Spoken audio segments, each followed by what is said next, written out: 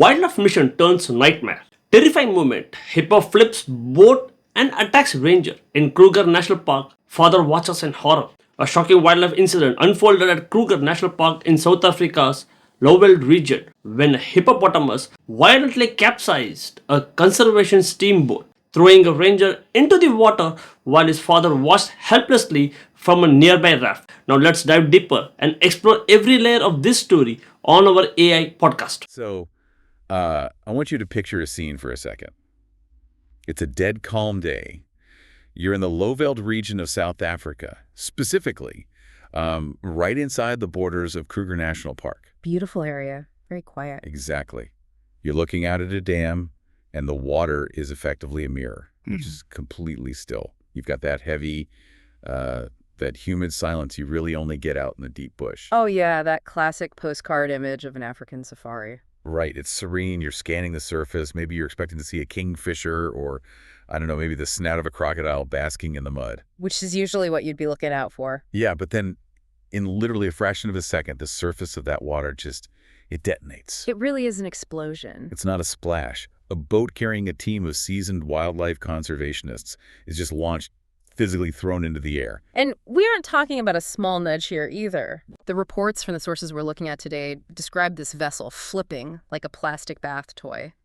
I mean, the force required to do that to a boat with an outboard motor and a full crew is just immense. It's absolute chaos. And the crazy part is, the creature responsible for sending these grown men flying wasn't a crocodile. It wasn't a shark. It was the animal that, for some reason, our culture has just collectively decided is cute. The hippopotamus. The hippo. Which is arguably the single most dangerous branding mistake in the entire animal kingdom. I think you're absolutely right. So, welcome to the deep dive.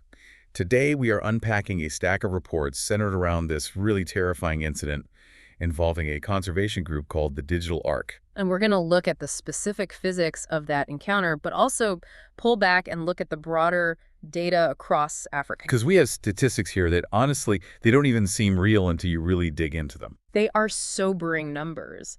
And I think our mission for this deep dive is to completely dismantle that Disney image of the hippo for you.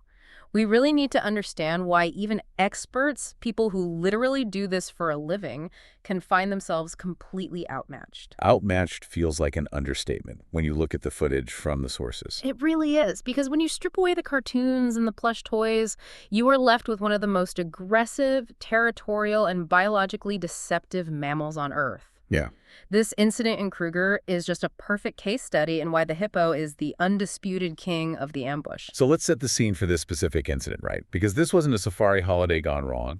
The people involved, the team from the Digital Ark, they were working. Right. Context is huge here. What were they actually doing out there? Well, the region had suffered from recent floods. And when rivers flood in that part of the world, wildlife gets displaced. Boundaries get totally disrupted. Makes sense. In this specific case, a hippo and its calf had actually been watched out of their usual territory and ended up in a dam on a local farm. So this was effectively a rescue mission. Strictly a rescue.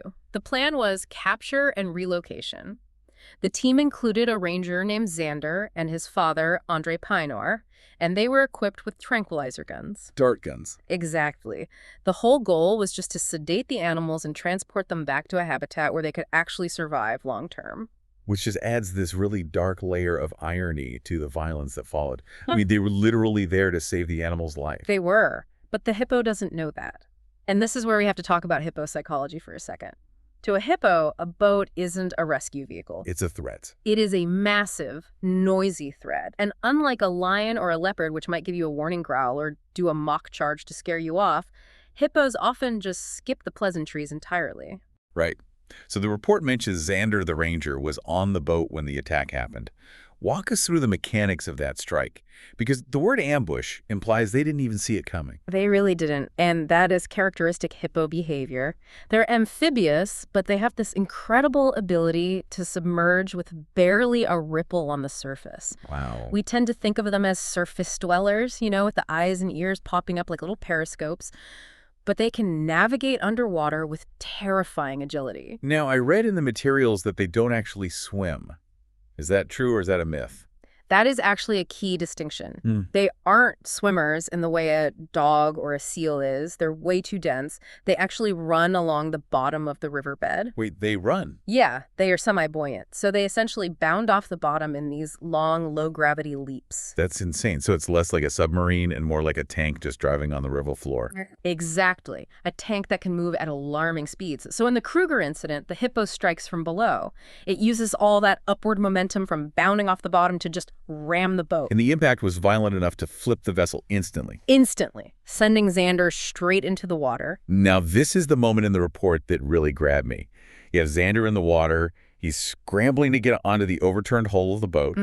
But the perspective shifts to his father, Andre. Yeah. He's on a nearby raft, watching his son in the water with this enraged hippo. It is an absolute nightmare scenario. You're watching your child, and because of your line of work, you know exactly what that animal is capable of doing. The source details Andre's reaction. Yeah. He instinctively draws his pistol, which makes sense. He's a ranger. It's muscle memory. He sees a deadly threat. He draws his weapon. Right.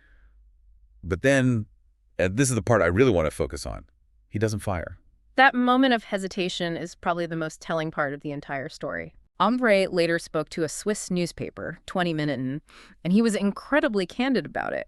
He said he drew the gun, and I quote, "more to make myself feel better." That is such a chilling admission, to make myself feel better. It really is. He realized in that split second that a standard sidearm against a full-grown hippo is effectively useless. He said it can't do much against such a dangerous animal. Let's pause on that for a second, because we see guns and movies stopping everything from cars to alien spaceships. Why does a seasoned ranger look at his pistol and think, this is just a security blanket? What is the actual biology stopping that bullet? It's a combination of a few factors. First, the skin. Hippo hide is incredibly thick. We're talking up to 2 inches thick in certain areas, particularly around the neck and the flanks. 2 inches of skin. 2 inches. It's tough, fibrous tissue. But then beneath that, you have this massive layer of subcutaneous fat and then incredibly dense muscle. So it's basically natural armor. It is bioarmor. A standard pistol round, depending on the caliber, obviously, is highly likely to just get lodged in the fat or the muscle without ever hitting a vital organ. Wow. And pain. Pain doesn't stop an adrenaline-fueled hippo. It just infuriates it. Right, it's just going to make it matter. Exactly. Andre knew that if he fired and didn't drop the animal instantly, which is nearly impossible with a handgun, especially from a moving raft, he would just be turning an aggressive encounter into a guaranteed fatality for his son. That is a terrifying calculus to have to make in real time. Just thinking, if I shoot, I might actually make this worse. It perfectly illustrates the power dynamic out there. Yeah. We are so used to being the apex predator because of our technology, but in that moment, Andre realized the technology just wasn't enough. Yeah. As he put it, the hippopotamus didn't like the idea, so we withdrew. Unfortunately, the hippo didn't press the attack after that. Right. It retreated about 40 meters away and just started snorting. Is the snorting like a victory lap? It's a territorial assertion. It's essentially saying, I have cleared my space, stay out. Message received. Yeah. The team survived, but Andre called it a chilling reminder. It was a reality check that they were operating entirely on the animal's terms. And that leads us to the broader picture here. Because when you hear a phrase like chilling reminder, you might think this was just a freak accident, right? A one-off thing. Sure. But the data in our source stack suggests otherwise. This happens a lot. It happens far more than people realize. The estimated range for human deaths caused by hippos is anywhere between 500 and 3,000 annually. Which is a massive margin of error. But even the low end, 500, is a lot of people. It's the highest of any large wild mammal in Africa. It beats out lions, it beats out elephants, rhinos. That's wild. But the raw number isn't even the scariest part. It is the fatality rate per attack. Okay, this was the stat that I literally had to read twice.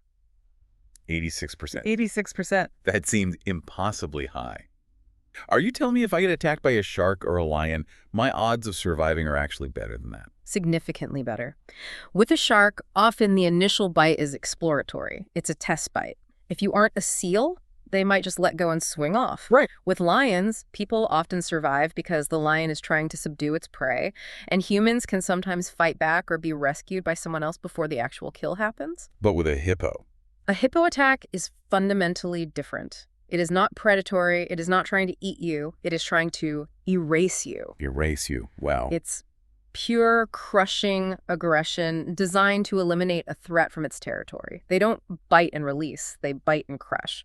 Or they trample. So it's a distinct difference in motivation. A predator wants a meal, but a hippo just wants you gone. Precisely. And they have the hardware to ensure you stay gone. We talked about the armor-like skin, but we have to talk about the jaws. Oh, the jaws. A hippo can open its mouth up to 150 degrees. That's nearly a straight line. Almost.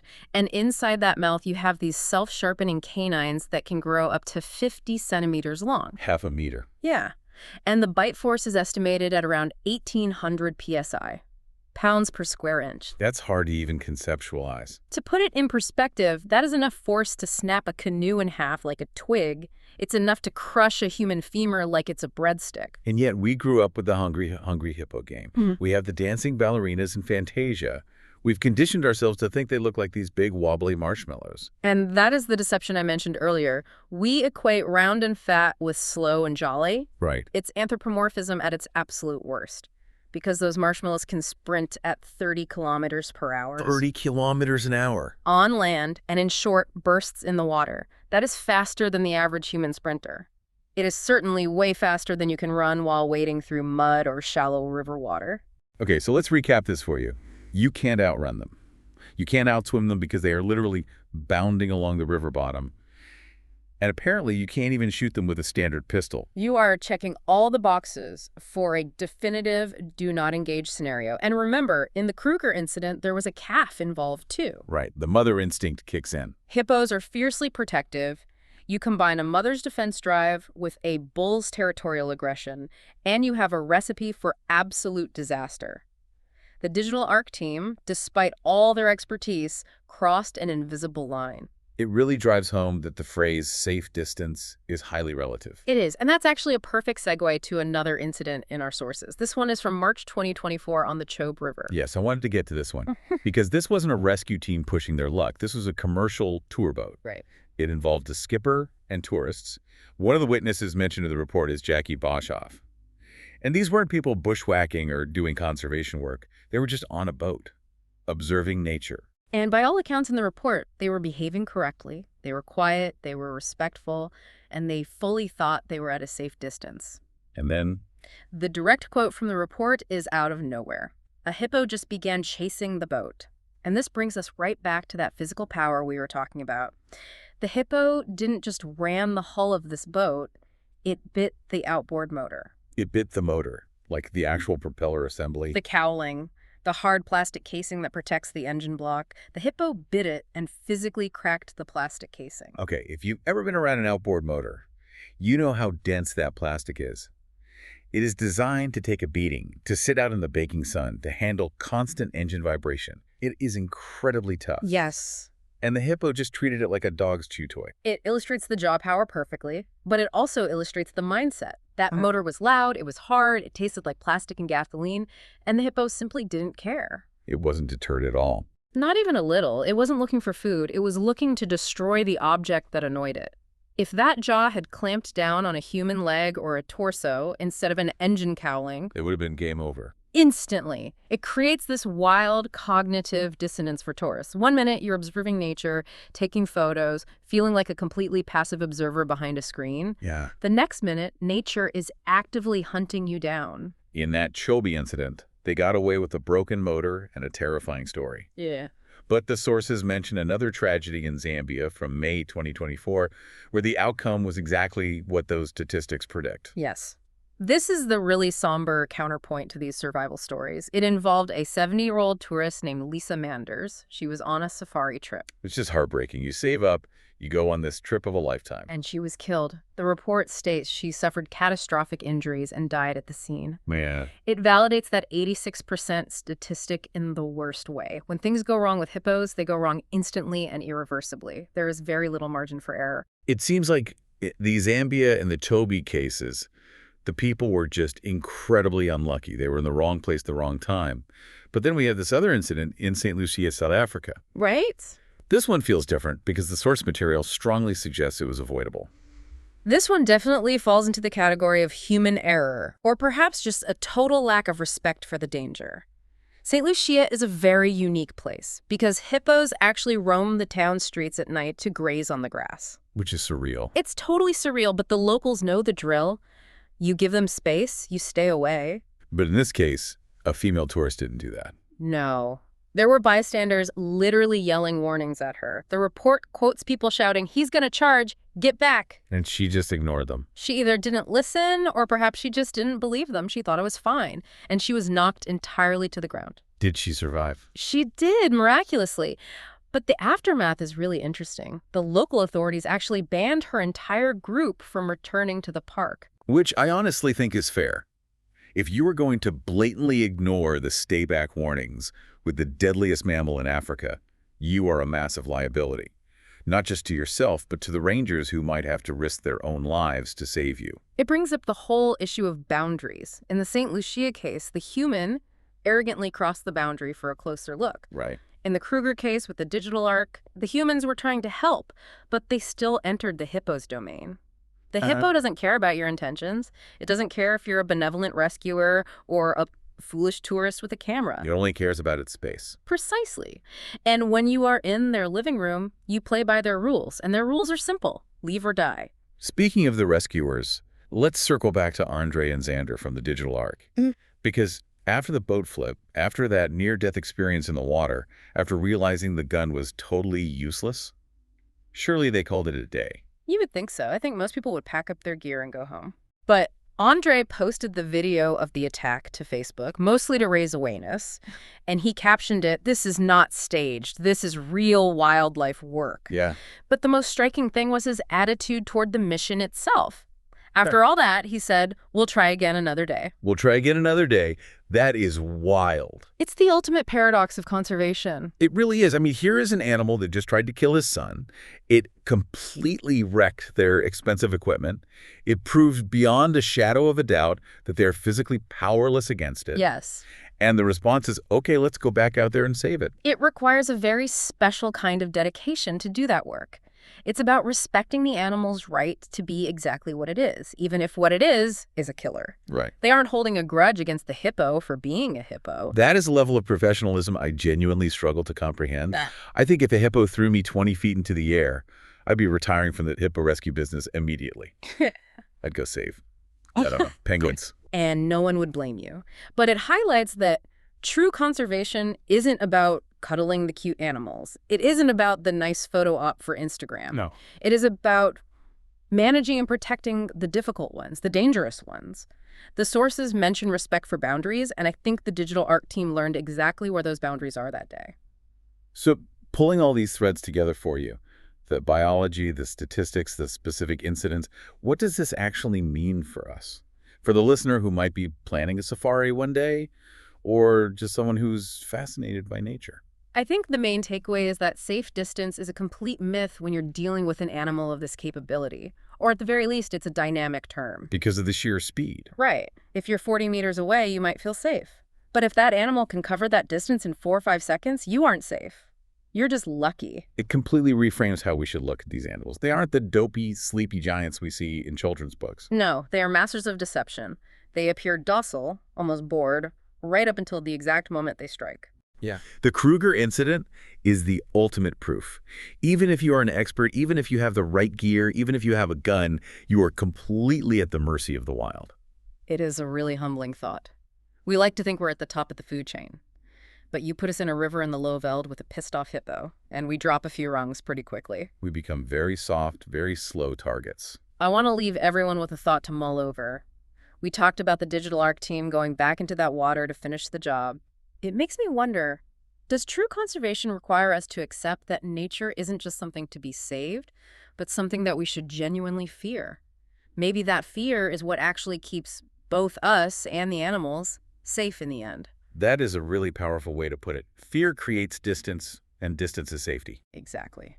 Thanks for diving deep with us today. Stay curious, stay humble before nature, and maybe, just maybe, stay out of the water. Definitely stay out of the water. Okay, one question for you. In situations like the Kruger National Park attack, was withdrawing the right decision, or should the team have continued the mission with additional support to prevent future risk from the escaped animals? Don't forget to comment it. Thanks.